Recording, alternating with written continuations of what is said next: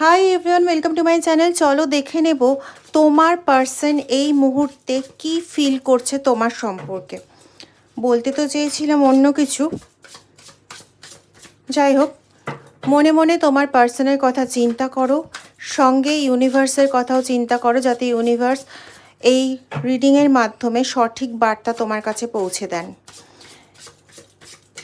Comment সেকশনে 666 লিখে রিডিংটা তোমার নিজের জন্য করে নাও।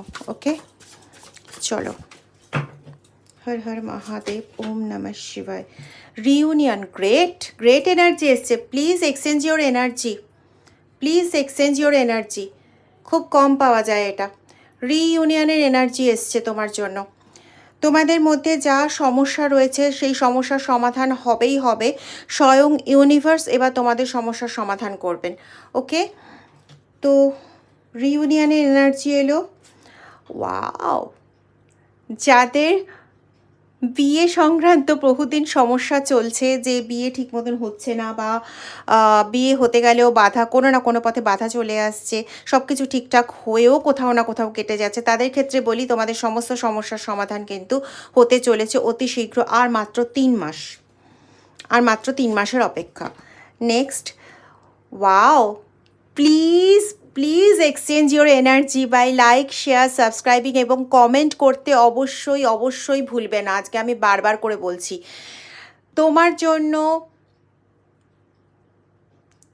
সে এটা বোধ করছে যে তুমি তার জন্য প্রচণ্ড প্রচণ্ড পরিমাণে প্রেশিয়াস, প্রচণ্ড পরিমাণে।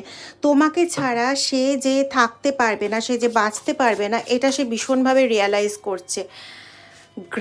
Great energy, attraction, wow, attraction feel করছে তোমার প্রতি। হতে পারে কেউ আছো এখানে যার সঙ্গে অনেক দিন ধরে কথাবার্তা হচ্ছে না তোমার লাভারের বা তোমার পার্সনের, কিন্তু তুমি ভীষণভাবে ফিল করছো যে কবে তার সঙ্গে কথাবার্তা হবে।